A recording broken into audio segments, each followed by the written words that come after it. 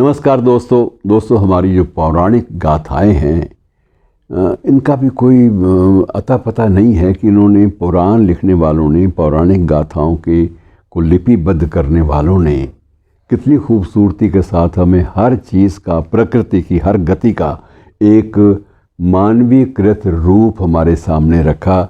मैं आज जिस विषय की बात कर रहा हूँ वो विषय ये है कि दो पक्ष होते हैं हर महीने में, एक कृष्ण पक्ष, एक शुक्ल पक्ष, और ये भी एक साथ में इसके बाद जुड़ी हुई इसी का भाग है कि चंद्रमा 15 दिन उतार पे रहता है और 15 दिन वो उत्थान पे रहता है। 15 दिन तो उसके बिल्कुल चमक दमक वाले होते हैं और 15 दिन उसके बिल्कुल अंधेरे में डूबे रहते हैं।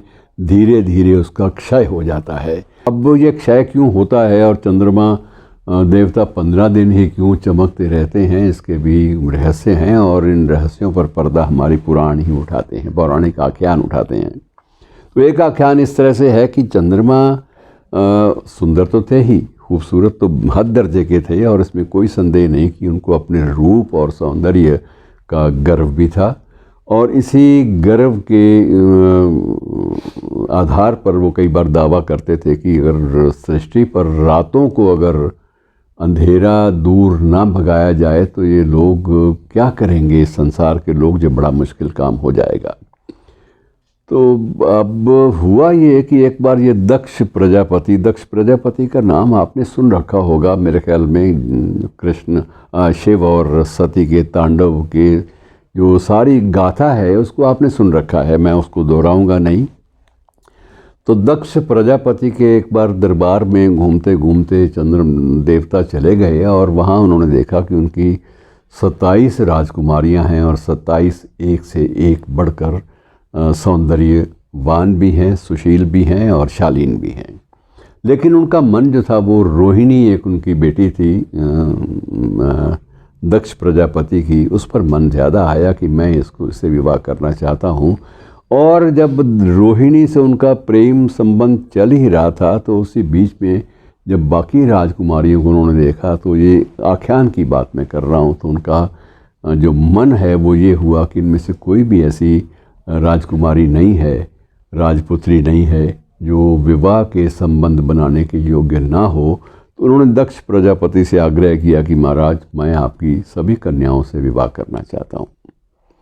दक्ष ने पहले तो असमंजस की स्थिति जताई और उसके बाद उन्होंने कहा कि जब इतना बड़ा देवता जिसकी वजह से इस सृष्टि की रातें जो हैं वो जगमग रहती हैं, यदि वो ऐसा कोई अपनी तरफ से कोई प्रस्ताव रख रहा है तो मैं उसे कैसे ठुकराऊं। तो दक्ष ने इस बात की इजाज़त दे दी कि ठीक है, आप करिए, मैं 27 के साथ आपका विवाह करने को तैयार हूँ, राजकुमारियों के साथ। और मेरे लिए भी सौभाग्य की बात होगी कि मेरी सभी राजकुमारियाँ एक देव पुरुष या देव के साथ ब्याही जा रही, इससे बड़ी और उपलब्धि क्या हो सकती है।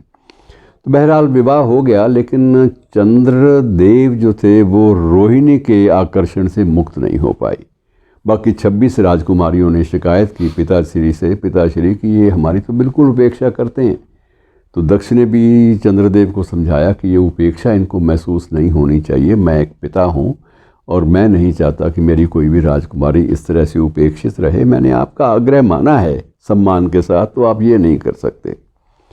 तो उस वक्त तो चंद्रदेव मान गए, लेकिन बाद में फिर वही रवैया। तो उसके बाद दक्ष को जब दोबारा अपनी बेटियों से शिकायत मिली तो उन्होंने शाप दे दिया कि जाओ, तुम्हें अपने रूप और सौंदर्य का इतना ज़्यादा गर्व है, तुम्हें अपने रूप और सौंदर्य पर, तो मैं तुम्हें शाप देता हूँ कि तुम्हारा रूप जो है, तुम्हारा सौंदर्य जो है 15 दिन तो रहेगा, लेकिन 15 दिन इसका क्षय होता जाएगा। और ये क्षय जो रोग है मित्रों, ये भी मैं आपको बता दूं कि अक्सर टीबी रोग के लिए इसका उल्लेख होता है। बहरहाल उस वक्त टीबी का उल्लेख तो नहीं होता था, लेकिन क्षय होने का 15 दिन के लिए उन्होंने शाप दे दिया। अब शाप दे दिया तो बड़ी संकट में सारी सृष्टि के लोग पड़ गए कि 15 दिन हमें रातों को रोशनी नहीं मिलेगी तो हम क्या करेंगे, अंधेरे में कैसे डूबे रहेंगे। तो सभी लोग मिलकर ब्रह्मा जी के पास गए कि महाराज हमारी रक्षा करो। दक्ष जो हैं वो आपके ही अपने हैं और उनको आप आग्रह कीजिए शाप वापस ले लें। तो ब्रह्मा जी ने कहा कि नहीं, शाप तो वापस नहीं ले सकते, लेकिन इसका उपाय भाई शंकर जी के पास जाओ, वही आपको बताएंगे। तो भोले शंकर के पास जाने की बजाय किसी ने उनको परामर्श दिया कि यदि महाराज मुक्त होना है शाप से या शाप का प्रभाव क्षीण करना है तो आपको शिव की तपस्या करनी पड़ेगी। और शिव की तपस्या में जुट गए चंद्रदेव। अब जुट गए, निरंतर कड़ी तपस्या की, तो शिव भोले प्रसन्न हो गए। तो उन्होंने कहा भी हाँ, मैं तुम्हारी साधना से प्रसन्न हूँ, बोलो चंद्रदेव क्या चाहते हो। तो चंद्रदेव ने कहा जी मैं अपना रूप और सौंदर्य वापस चाहता हूँ कि मुझे पूर्ण रूप से मिल जाए। तो उन्होंने कहा भाई बात यह है कि तुम्हें शाप जिस व्यक्ति ने दिया है, किसी कारणवश दिया है, मैं उस शाप का निराकरण तो नहीं कर सकता, उसको रद्द नहीं कर सकता, लेकिन ये कर सकता हूँ कि ये एक शाप को उसका प्रभाव ज़रा कम कर सकता हूँ कि 15 दिन तो आपकी चमक दमक रूप सौंदर्य बना रहेगा और 15 दिन आपका क्षय होगा। मैं इस तरह से 2 भागों में इसको बांट सकता हूँ और उस दिन के बाद ही चंद्रमा 15 दिन तो बढ़ते हैं और 15 दिन मित्रों घटते हैं।